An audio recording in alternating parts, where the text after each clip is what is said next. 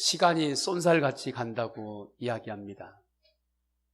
그러니까 이미 쏜 화살처럼 시간이 간다는 거죠. 시간이 얼마나 빨리 간다는 겁니까? 어릴 적에 흐릿한 기억이 있어요. 친구들하고 뭐가 더 빠른지 말로 막 겨루는 거죠. 내 자전거가 빠르다. 아니다. 차가 빠르다. 야, 내가 기차를 봤는데 기차가 얼마나 빠른데. 한쪽에서 야, 비행기가 더 빨라. 야, 너 비행기 중에 제트기가 얼마나 빠른지 알아? 야, 로켓가 더 빠르다.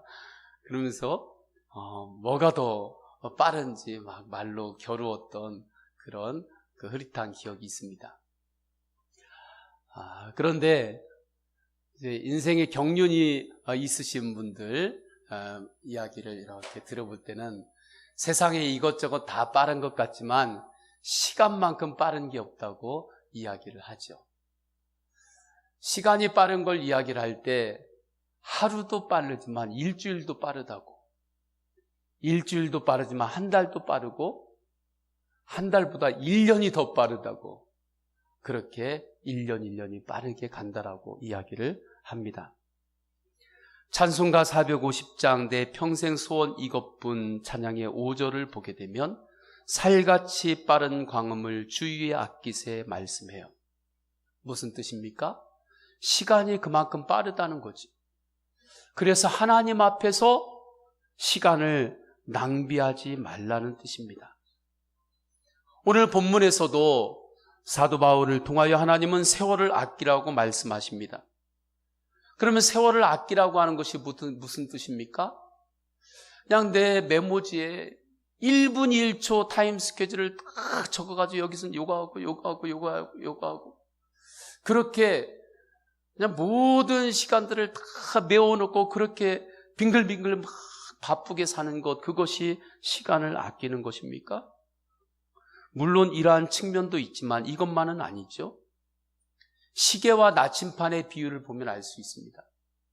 시계는 우리의 일정이라든지 목표, 활동들을 나타낸다면 나침판은 그게 아니죠. 우리의 비전이라든지 방향이라든지 가치를 이야기를 하는 겁니다.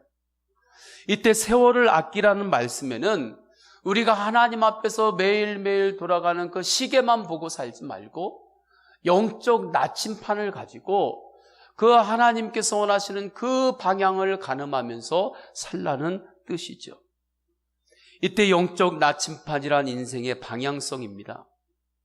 항상 내 중심, 내 기분, 내 성질, 내 마음이 중심이 되는 그 방향성으로만 머물러서 사는 것이 아니라 예수님이라면 어떻게 하실까?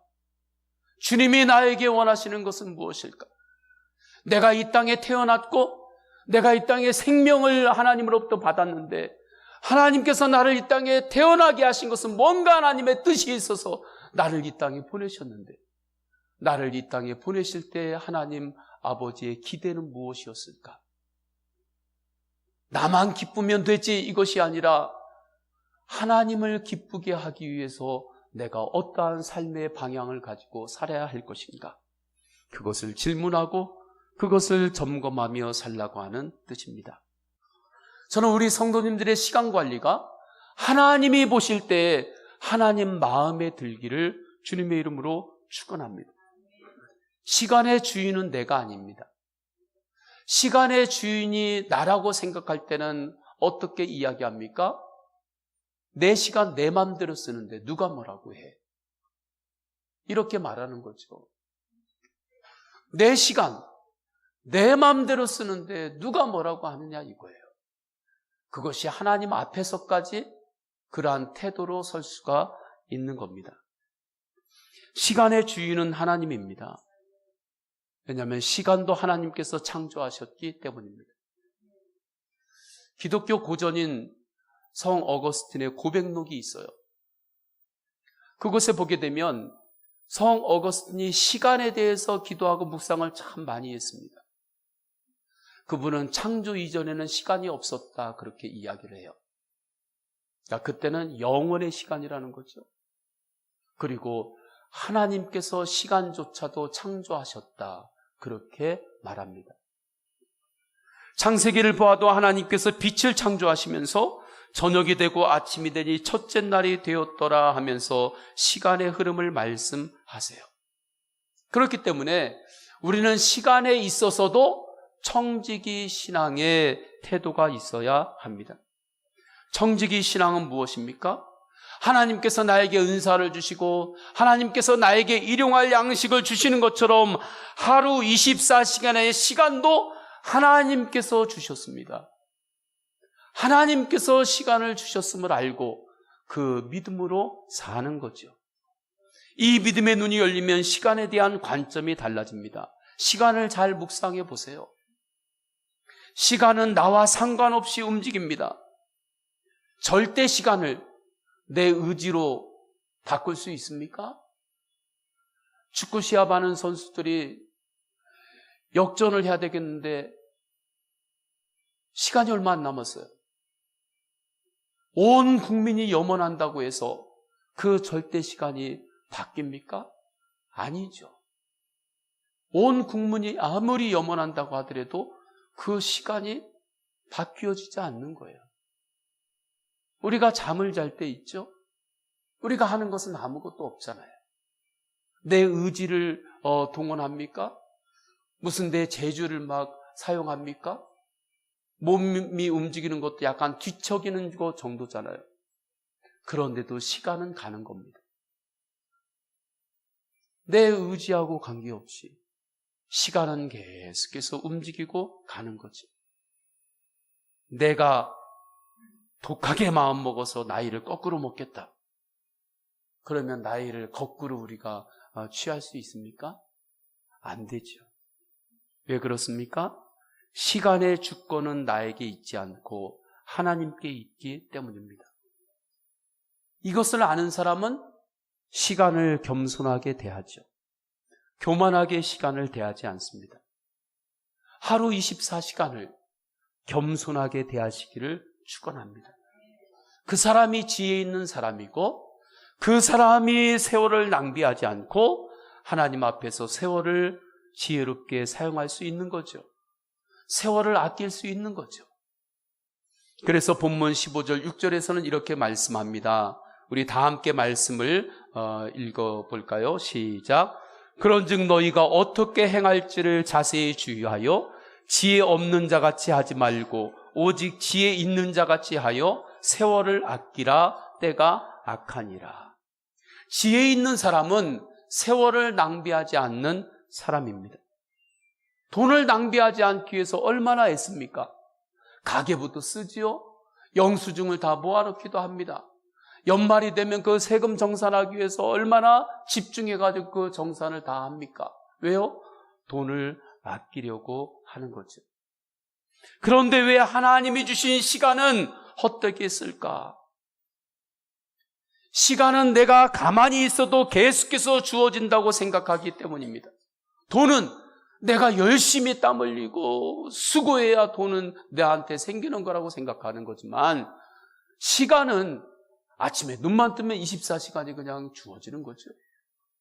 그리고 그 시간을 오늘 어떻게 보냈든지 뭐 헛되게 했든지 그 다음날 또 눈만 뜨면 저절로 24시간 시간이 또 주어지고 그러니까 우리 나라 말에 물 쓰듯이 쓴다고.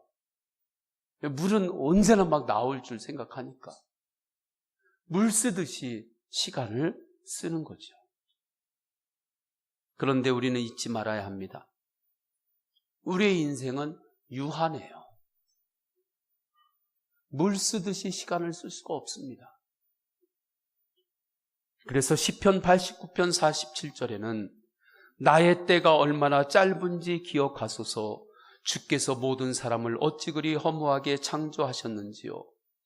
야고보서 4장 14절에서는 내일 일을 너희가 알지 못하는도다. 너희 생명이 무엇이냐? 너희는 잠깐 보이다가 없어지는 안개니라. 이사야서 40장 6절에는 모든 육체는 풀이요 그의 모든 아름다움은 들의 꽃과 같으니.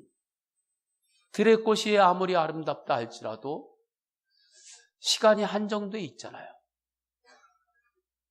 그렇기 때문에 우리는 하나님 앞에서 하나님께서 우리에게 주신 그 시간을 지혜롭게 사용해야 하는 거죠. 하나님 앞에서 낭비할 수가 없는 거죠. 그러면 하나님 앞에서 우리가 시간을 지혜롭게 사용하려면 어떻게 해야 하는가? 구체적으로 어떻게 살아야 하는가? 첫째로 하나님 앞에서 우선순위가 분명해야 합니다. 예수님은 마태복음 6장 31절 33절에서 무엇을 먹을까, 무엇을 마실까, 무엇을 입을까 하지 말라. 너희는 먼저 그의 나라와 그의 의를 구하라. 그리하면 이 모든 것을 너희에게 더하시리라 말씀합니다.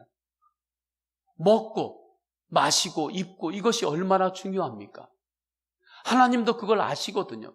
이것이 긴급한지 아세요. 그래서 창세기를 보게 되면 하나님께서 인간이 먹고 살 수 있는 것들을 미리 다 6일 동안에 먼저 다 창조하시고 그리고 사람을 마지막에 창조하셨어요. 그런데 하나님은 말씀합니다. 먹고 사는 것, 입는 것, 마시는 것, 그것이 그렇게 중요한지 나도 알지만, 그렇지만 먼저 하나님 나라의 의를 구해라. 먼저 할 것이 있다. 이 우선순위를 주님은 우리에게 말씀하신 거죠. 하나님 앞에서 우리가 먼저 해야 할 것이 있습니다. 그때 주님께서 다른 것도 더하여 주십니다. 묶인 것을 풀어주세요. 막힌 것을 열어주십니다. 사무엘상을 보게 되면 이스라엘 백성들이 블레셋인들에게 공격을 당하고 있었어요. 이스라엘의 사회와 국가의 위기가 닥쳤습니다. 모든 가정들도 어려웠고 이스라엘 젊은이들은 다 전쟁에 군사로 나가야 했어요. 그런데 블레셋과의 그 싸움에서 안 되는 거예요. 그러니까 이스라엘 젊은이들이 그 전쟁 가운데서 다 죽을 수밖에 없는 그러한 상황 가운데 있었습니다. 그때 사무엘과 이스라엘 백성들은 그 상황에서 다시 회복되기를 간절히 사모해요. 이 나라의 사회와 교육, 경제 모든 영역들이 이 땅의 젊은이들이 다시 회복되기를 너무나 간절히 사모하죠. 원하죠. 그런데 그때 하나님께서 말씀하십니다. 너희들이 먼저 해야 할 것이 있다. 먼저 해야 할 것이 있다.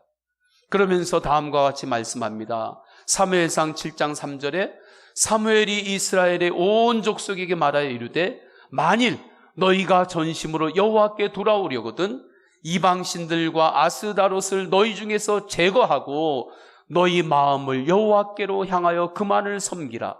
그리하면 너희를 블레셋 사람의 손에서 건져내리라.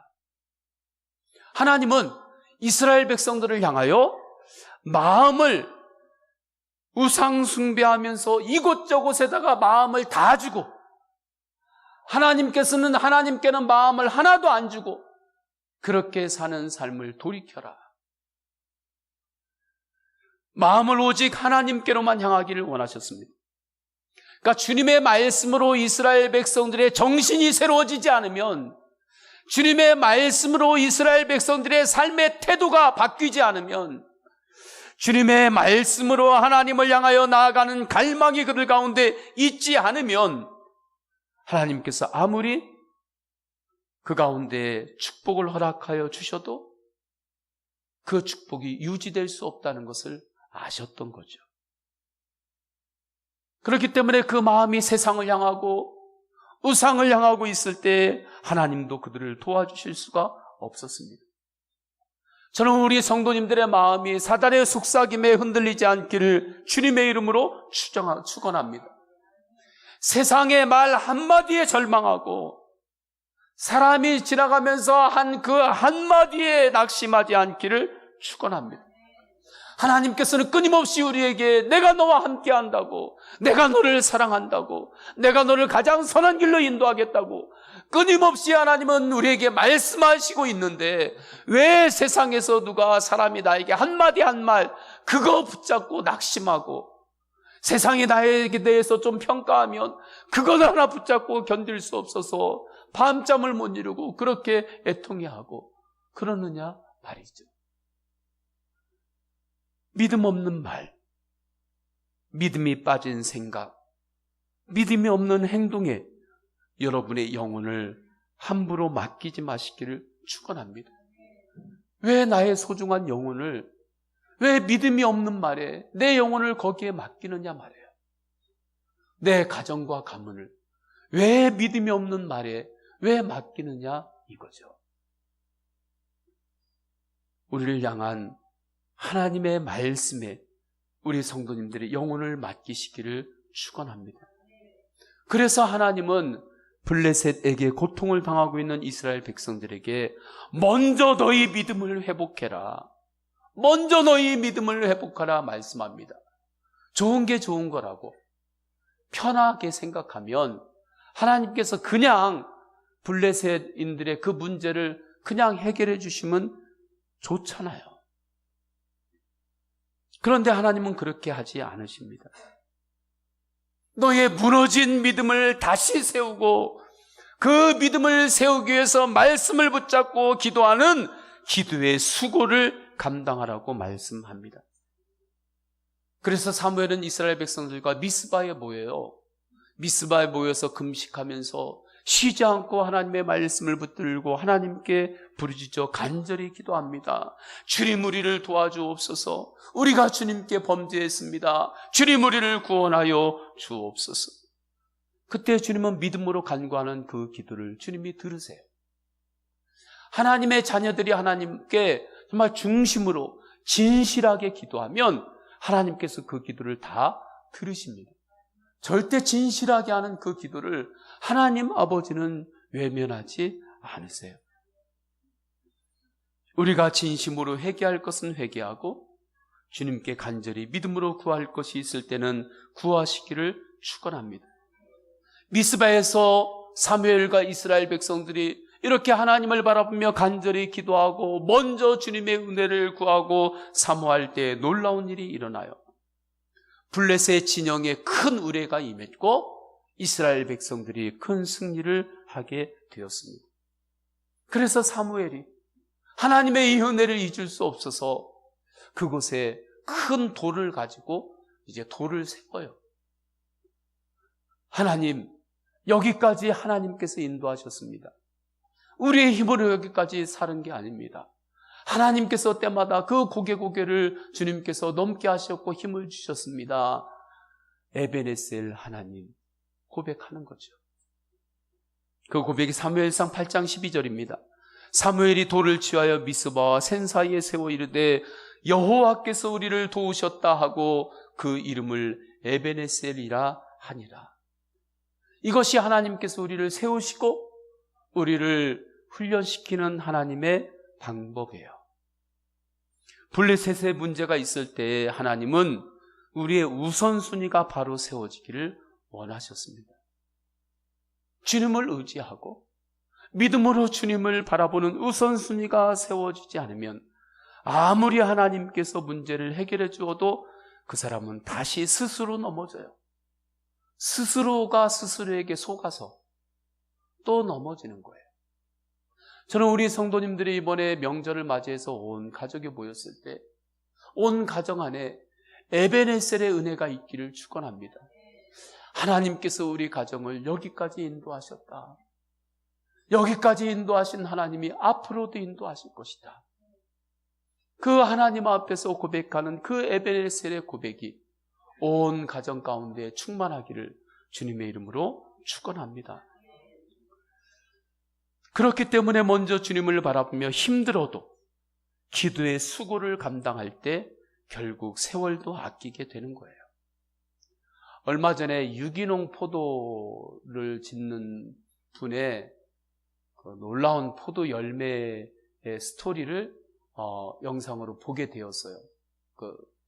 이 다큐멘터리처럼 이렇게 안내하는데 포도나무가 한 그루가 있는데 포도나무 한 그루의 포도 열매가 3,000알, 3,000 500개, 많게는 4,000개까지 열린다고 합니다. 저도 보지 않았으면 믿지 못할 기적이에요. 포도나무 하나에 3,500송이, 4,000송이가 열리는 거예요. 그 줄기가 쭉 뻗어 있어요. 근데 그분이 이 기적의 열매를 어떻게 맺게 되는지 그분이 이야기를 하는데 여러 가지가 있지만 그 중에 하나가 이거예요. 사람들은 이 포도나무에 열린 엄청난 기적의 열매만 바라보는데 이렇게 수많은 열매가 맺으려면 뿌리가 있어야 됩니다. 이 포도나무의 뿌리가 굉장히 깊고 넓게 뻗어갈 때 그때 이 열매가 맺힐 수 있는 거라고 이야기를 해요. 뿌리를 봐야 된다고. 그러면 뿌리가 어떻게 이렇게 뻗어나가게 하느냐? 방법이 이래요. 하수에서 물을 주는데 포도나무 뿌리가 이 정도 있으면 뿌리가 물 먹기 좋게 그렇게 물을 주지 않는데요. 물을 어디에다 주느냐? 뿌리가 여기까지 있으면 약간 뿌리 앞쪽에다가 물을 이렇게 흥건하게 준다는 거죠. 그리고 포도나무에게 사람에게 이야기하는 것처럼 얘기한다는 거예요. 네가 와서 먹어라. 네가 와서 먹어라. 그러면 뿌리가 그 물을 먹으려고 뿌리를 막 뻗으면서 나온다는 거예요. 더 깊게 뻗는다는 거죠. 그러면 또 물 주는 동심원을 조금 더 넓혀가지고 다음에는 또 그 앞쪽에다가 물을 또 흠뻑 주면 뿌리가 또 그 물을 먹으려고 뿌리를 쭉 뻗으면서 나간다는 거죠. 그래서 이 포도나무는 뿌리가 저쪽까지 그렇게 넓게 뻗게 되었고 그렇기 때문에 이 기적의 열매가 3,500송이, 4,000송이가 맺히게 되는 거라고 이야기를 하더군요. 그것을 보는데 저것이 우리 주님이 우리의 믿음을 훈련시키시고 세우시는 그 방법인데 어떻게 그 방법하고 비슷할까 생각했습니다. 우리는 언제나 바로 삶의 달콤한 열매만 생각하죠. 문제 해결만 바로 생각합니다. 사무엘상에 나온 것처럼 블레셋과의 싸움에서 바로 승리만 생각합니다. 그러나 하나님은 그렇지 않습니다. 먼저 우리 믿음의 뿌리가 깊어지고 뻗어나가기를 원하십니다. 그래서 주님은 사무엘에게 먼저 주님을 바라보며 기도하라고 하신 거예요. 그때 사무엘과 이스라엘 백성들이 금식하며 순종하여 쉬지 않고 기도하면서 기도의 분량을 채웠죠. 그래서 주님께서 놀라운 기적을 일으켜 주신 겁니다. 기도의 제목이 있으면 그 먼저 기도의 분량을 채우시기를 축원합니다. 자녀를 향한 사랑이 있죠. 부모님을 향한 사랑이 있죠. 만남을 향한 기대가 있죠. 자녀를 사랑하면 사랑하는 만큼 기도의 분량을 채우시기를 축원합니다. 기도의 뿌리를 먼저 내리세요. 기도의 뿌리를 먼저 내리는 만큼 열매는 맺히게 되는 겁니다. 그래서 예수님도 마태복음 6장 33절에서 먼저 주님을 바라보고 간구할 때 모든 것을 더하여 주신다며 너희는 먼저 그의 나라와 그의 의를 구하라. 그리하면 이 모든 것을 더하시리라 말씀하죠. 먼저 주님을 바라봐라. 그러면 더하시리라. 무엇이든지 우선순위가 있습니다. 기도가 먼저 나가야 합니다. 그리고 일이 뒤따라야 돼요. 이 일 저 일 먼저 일 다 저지르고 수습하기 위한 기도만 하지 마십시오. 물론 그럴 때도 있어요. 수습하기 위한 기도를 해야 될 때가 있어요. 살다 보면 우리가 그렇게 살아갈 때가 있으니까요. 인간이니까. 그렇지만 매번 수습하는 기도만 하지 않기를 축원합니다. 먼저 주님께 믿음으로 기도하고 예수님께 물어보고 행하십시오. 상황만 바라보며 분석만 하지 말고 먼저 주님께 기도하고 분석하고 분석하며 기도하시기를 축원합니다. 이것이 성도가 사는 방법이에요. 우리가 사는 방법이에요. 이렇게 살라고 주님은 우리를 부르셨어요. 그때 시간을 낭비하지 않는 거죠. 이때 말씀을 통해서 우리가 더욱 깨달아야 할 의미가 있습니다. 본문의 세월을 아끼라라고 하는 것을 원어로 보게 되면 기회를 나의 것으로 삼으라라고 하는 뜻이 있어요.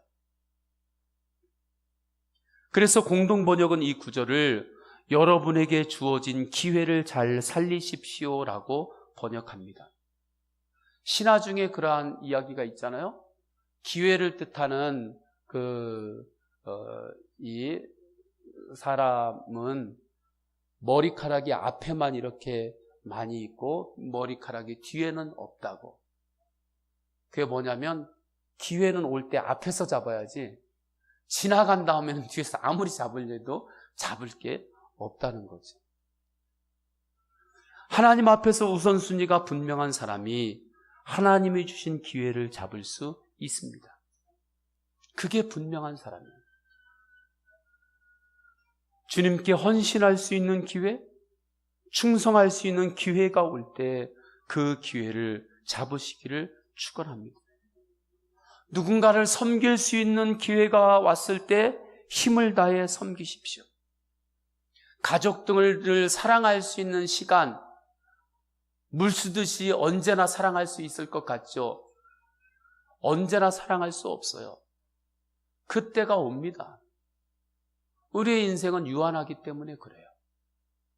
사랑할 수 있을 때 사랑하시기를 축원합니다. 전도할 수 있는 기회가 왔을 때 전도하세요. 나누고 선교할 수 있는 기회가 왔을 때 그 기회를 놓치지 말고 나눔과 선교에 참여해 보십시오. 왜요? 주님은 말씀합니다. 때가 악하기 때문에 하나님이 나에게 주시는 기회가 있을 때 그 기회를 놓치지 말고 잡으라는 거죠. 우리가 지난주에는 은퇴 여교육자를 위한 안식관 건축을 위해서 음식 나눔으로 참여했습니다. 10월 14일에는 비전교회 나눔을 위한 바자회를 하죠. 그때도 참여해 보시기를 바랍니다. 하나님께서 나에게 주신 섬김의 기회를 나의 것으로 삼는 사람이 세월을 아끼는 사람이에요. 섬기는 것도 때가 지나면 하고 싶어도 못합니다. 때가 왔을 때 해야 되는 거예요. 두 번째, 세월을 지혜롭게 사용하기 위해서는 하나님 앞에서 범사에 감사해야 합니다. 우리 20절을 다 함께 읽습니다. 시작. 범사에 우리 주 예수 그리스도의 이름으로 항상 아버지 하나님께 감사하며. 시간을 지혜롭게 사용하려면 항상 감사하는 삶을 살아야 하죠. 우리가 에베소서를 지금 계속해서 강의하고 있지 않습니까? 순서대로. 사도 바울께서는 끊임없이 감사를 반복해서 말씀하고 있어요. 그러니까 저도 끊임없이 감사를 계속해서 말씀하죠. 감사에 대해서 계속해서 말씀하세요. 그러면서 세월을 아끼라라고 하는 말씀을 하시면서도 감사하라고 또 말씀을 하십니다. 왜 그럴까? 우리가 예수 그리스도의 이름으로 감사할 때 우리의 유한한 시간이 영원한 시간과 연결이 되기 때문입니다. 감사할 때 낙심의 시간이 소망의 시간으로 바뀌어요. 아무리 절망의 상황 가운데 있을지라도 그곳에서 하나님을 바라보며 감사하면 그 소망의 상황 가운데서도 소망의 마음을 주님께서 부어 주십니다. 사방이 막힌 것 같아도 주님을 바라보며 감사하면 주님께서 열어주시는 문이 있어요. 하나님께서 열어주시는 문이 있는 거예요. 바울과 실라가 그랬죠. 세상에 당연한 것은 하나도 없습니다. 우리가 오늘 눈을 뜬 것도 감사고, 오늘 새날을 받은 것도 감사고, 걸을 수 있는 것도 감사입니다. 가족을 주신 것도 감사해요. 당연히 가족을 주신 게 아니라 가족을 주신 하나님의 은혜가 감사한 거죠. 주님을 예배하고 찬양할 수 있음이 감사이고 모든 것이 감사입니다. 명절에 우리는 고향 생각을 하죠. 이곳에 예배하는 우리들은 각자 다 고향이 다른 분들이에요. 같은 분들도 있죠. 그러나 우리의 영원한 본향은 다 같습니다. 우리의 영원한 고향은 하나님 나라예요. 천국이에요. 그래서 명절에 우리는 우리의 영원한 본향을 더 생각할 수 있음에 감사한 거죠. 배가 암초에 갇혔을 때 그것을 빠져나가는 그 항해술이 있다고 하죠.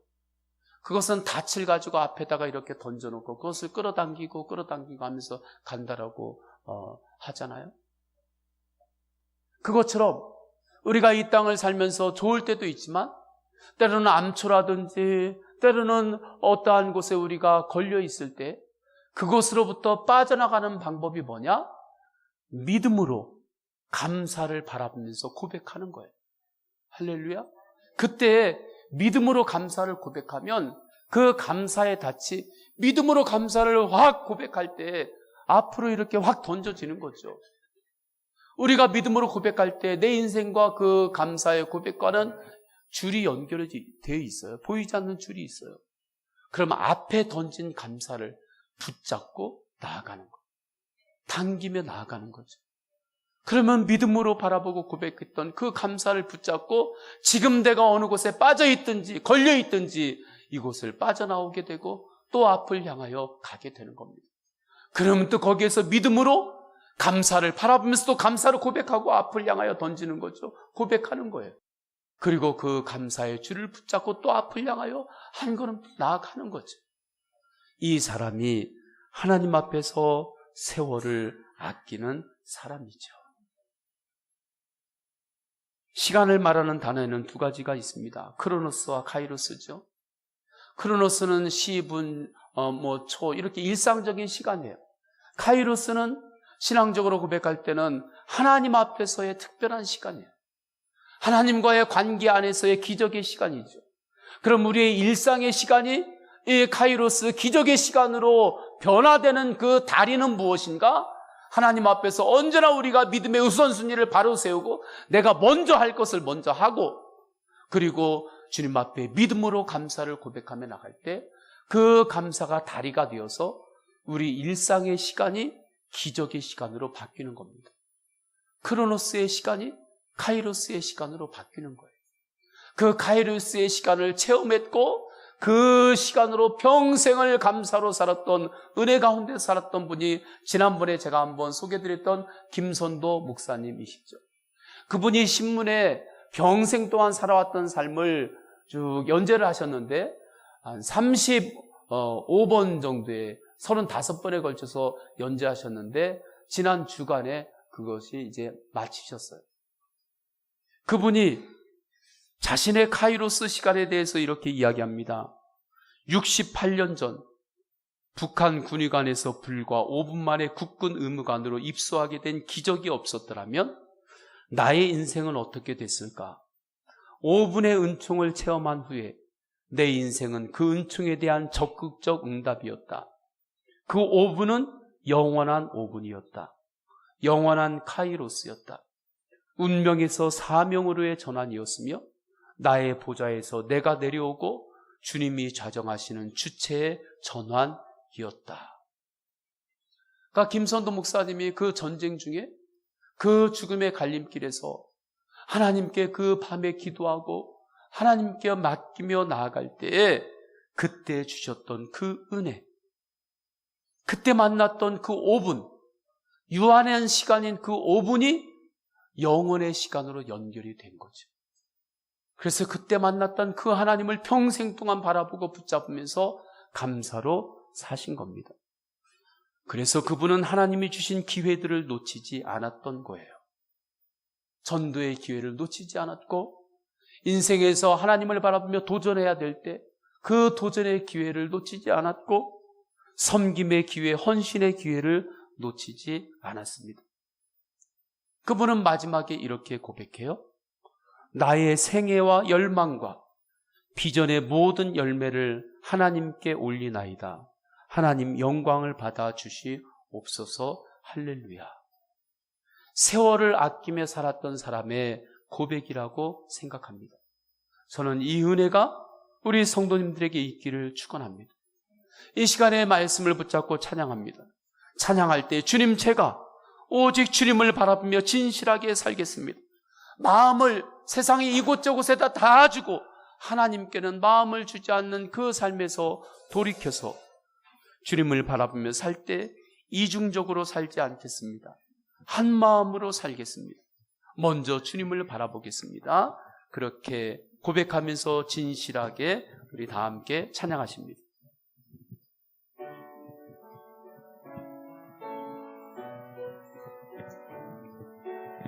하나님 앞에서 신실하게 진실하게 살겠습니다.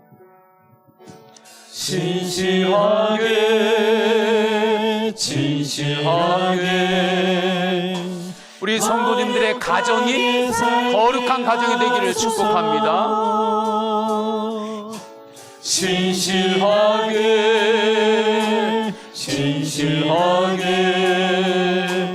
거룩하게 다시 한번 믿음으로 고백합니다. 신실하게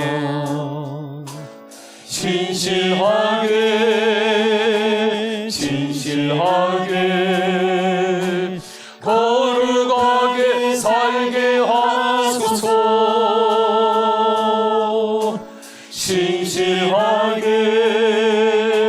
신실하게 거룩하게 살게 하소서. 하나님, 나의 마음 만져주소서.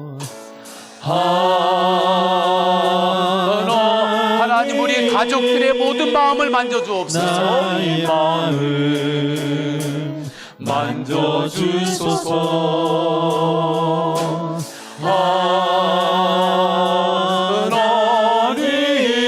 하나님, 나의 영혼 새롭게 하나님, 나의 기도 들어주옵소서. 하나님, 우리 가족들의 그 기도를 주님 들어주옵소서. 주님 응답하옵소서. 들어주소서.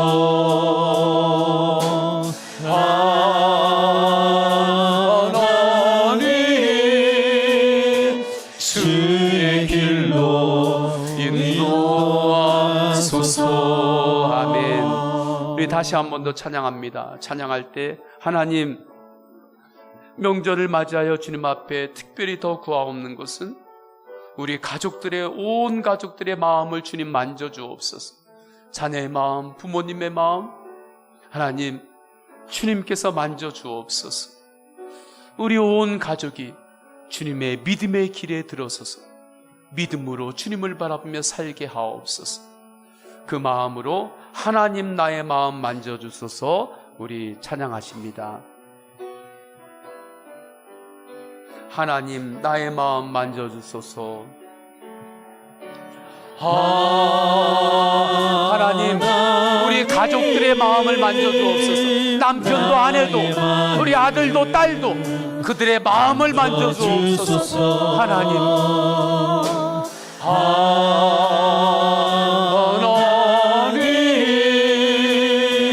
나의 영혼 새 믿음으로 고백합니다. 하나님, 나의 기도 들어주소서. 하나님, 우리 가족들의 기도 제목이 있습니다. 주님 들어주시고 온 가족들이 주님의 길을 걷게 하옵소서. 믿음의 길을 가게 하옵소서. 하나님, 주의 길로 인도하소서. 이 시간에 다 함께 기도하십니다. 다 함께 기도할 때 명절을 맞이하여 가족들을 위하여 기도합니다. 하나님, 사랑하는 아들, 사랑하는 딸, 손주, 또 부모님, 아내, 남편, 그들의 마음을 주님 만져주옵소서. 고단한 인생길, 하나님 아버지 살아가는 동안에 그 마음을 주님 만져주옵소서. 그리고 언제나 믿음의 길에 서 있게 하여 주옵소서. 하나님 아버지 앞에 우리 다 함께 통성으로 기도하십니다. 할렐루야. 하나님 아버지, 주님께서 인도하여 주셔서 먼저 하나님 아버지 해야 될 것이 있음을 먼저 해야 될 것을 미루지 않고 그것을 행케 하여 주옵소서. 하나님 아버지, 가족들을 위하여 믿음으로 기도합니다. 하나님 마음을 만져주옵소서. 먼저 주님을 바라볼 수 있게 하여 주옵소서. 마음을 만져주셔서 그 마음 가운데 감사가 있게 하여 주옵소서. 믿음의 길로 인도하여 주옵소서. 성령님, 성령님, 주님께서 만져주셔서 하나님 나의 마음에 감사가 하나님 아버지 흐르게 하옵소서. 감사가 충만한 명절이 되게 하여 주옵소서. 하나님, 주님께서 은혜를 베풀어 주옵소서. 마음을 만져주옵소서. 주님 마음을 만져주옵소서. 주님 마음을 만져주옵소서. 아멘. 예수 그리스도의 이름으로 기도드립니다. 아멘.